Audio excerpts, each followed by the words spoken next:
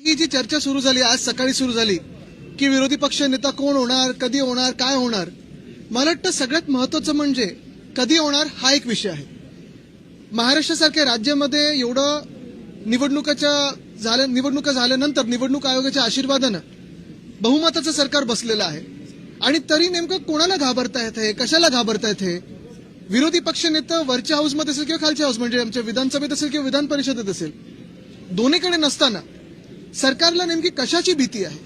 बरं, असं झालेलं आहे की सरकारमध्येच दोन विरोधी पक्ष नेते तयार होत नाहीत ना, असा देखील प्रश्न कदाचित मुख्यमंत्र्यांना पडला असेल आणि म्हणून कुठच्याही बदल झालेला आहे विरोधी पक्षाच्या प्रस्तावाच्या ह्याच्यात, ह्या अफवांवर विश्वास ठेवू नका. कोणी बातमी पेरलेली आहे, कधी पेरलेली आहे, कुठच्या माणसांनी पेरलेली, हे आम्हाला सगळं माहिती आहे. पण एक लक्षात घ्या तुम्ही, जे आमच्या कानावर येते की सत्ताधारी जे बाक आहेत, एक पक्ष दोन गट असे जे आहेत, त्याच्यातून एका गटामधून 22 आमदार मुख्यमंत्र्यांच्या हाती लागलेले आहेत. जर तुम्ही गेल्या एका वर्षाचा अभ्यास केलात तर त्यांची कामं असतील, त्यांना फंड असेल, चांगला मिळालेला आहे. आणि उठ सांगितलं उठ, बस सांगितलं बस, उडी मार सांगितलं तर उडी मार, असं ते आता मुख्यमंत्र्यांच्या इशाऱ्यावर नाचायला लागलेले आहेत. नेमकं कोणी ह्याच्यातून धसका घ्यायचा हे ज्यांनी बातमी पेरली आहे हे त्यांना कळेल.